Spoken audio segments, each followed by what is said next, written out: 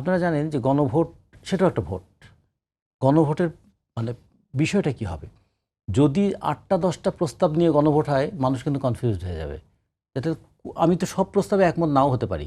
তাহলে আমি যদি ৮টা প্রস্তাবের মধ্যে ৬টাতে একমত হলাম, ২টাতে একমত হলাম না, তাহলে আমি ভোটটা কিভাবে দেব?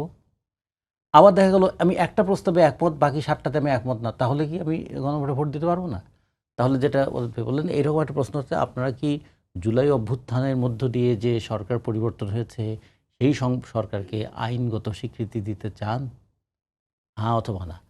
যদি এরকম হয়, কিন্তু যেমন ধরেন জুলাই সনদের মধ্যে তো ক্রুশাল পয়েন্ট থাকবে, হ্যাঁ, সেই পয়েন্টগুলো এই কি আসলে পয়েন্টগুলো মানুষ নিয়ে প্রশ্নটা এখানে আমি একটু খুব ভাবছি এটা নিয়ে, যে এই প্রশ্নগুলো এখন এটা কি এমসিকিউ পদ্ধতি হবে? গণভোটে আমাদের এইভাবে কি এমসিকিউ পদ্ধতি, এটাতে টিক দিলাম, ওটাতে ক্রস দিলাম, ওটাতে অ্যাবসেন্ট থাকলাম, এরকম করে কি গণভোট তারপরে হয়?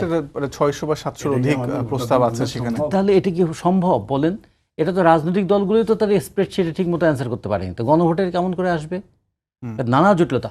আবার যদি ঘটনা ধরুন উল্টা হয়ে যায়, যেমন আমি যেটা জানতে চাচ্ছি যে আপনাদের ঐকমত্য কমিশনের যে আলোচনা হয়েছে সেটা আসলে কোন ফরম্যাটে গণভোটের কথা আপনারা আলোচনা করেছেন? এখনো এই জন্য ৮ তারিখ আবার বৈঠক আছে, মানে পুরোটা কিন্তু এখনো ফাইনাল হয়নি। গণভোট একটা হওয়ার ব্যাপারে একটা একমত হয়েছে, তারপরেও প্রশ্ন আসছে যে গণভোট আগে হয়ে তারপরে কি জাতীয় সংসদ নির্বাচন হবে?